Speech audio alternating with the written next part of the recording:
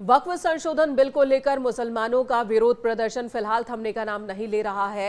AIMPLB की ओर से कल दिल्ली के जंतर मंतर पर धरना प्रदर्शन का आयोजन किया गया और इसे समर्थन मिला 10 से ज्यादा राजनीतिक दलों का, जिसमें Congress, TMC, AIMIM, Samajwadi party जैसे राजनीतिक दल शामिल हैं।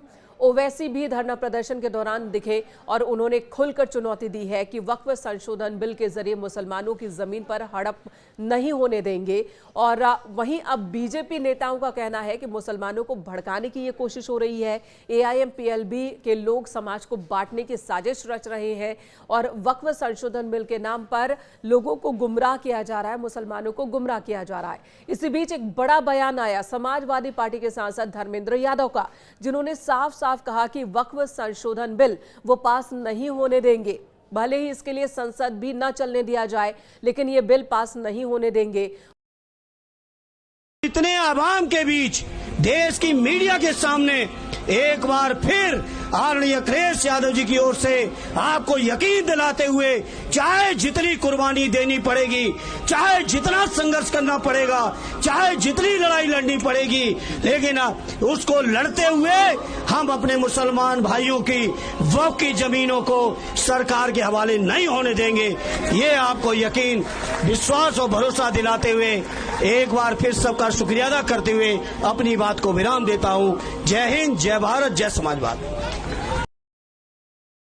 वहीं सरकार का अभी तक इस प्रदर्शन को लेकर कोई रुख नहीं है, लेकिन हाँ, जेपीसी जो कि वक्फ संशोधन बिल को लेकर बनाई गई थी, उसके चेयरपर्सन जगदम्बिका पाल ने जरूर कहा कि जेपीसी के समक्ष मुस्लिम संगठनों ने भी अपनी राय रखी है, अपनी बात को रखा है और उन रायों पर भी विचार किया जा रहा है और उसी के आधार पर रिपोर्ट तैयार किया गया है। और ऐसे में जो विरोध प्रदर्शन हो रहा है वक्फ संशोधन बिल को लेकर, वो ठीक नहीं है।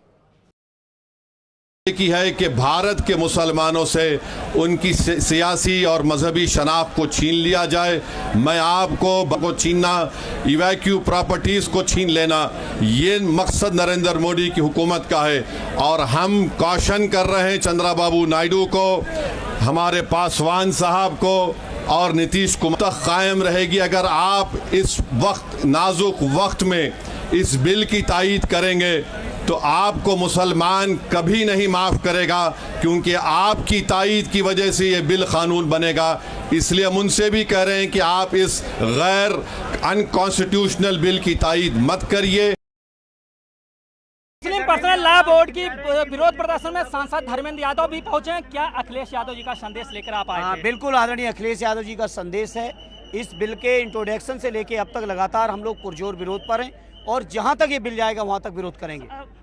कमेटी के अध्यक्ष कह रहे हैं कि जो विपक्षी दल हैं लोगों को गुमराह कर रहे हैं। कमेटी के अध्यक्ष से हमारी तरफ से एक सवाल पूछेगा कि विपक्ष के जो सांसदों ने सुझाव दिए थे, संशोधन दिए थे, कितने उन्होंने स्वीकार किए? वो तो कह रहे हैं जो भी डिसेंट नोट है वो शामिल किया जा रही रिपोर्ट में। वो सरकार की मंशा पर चलने वाले रबर स्टाम्प के तौर पे काम किया। अगला कदम क्या होगा आपका?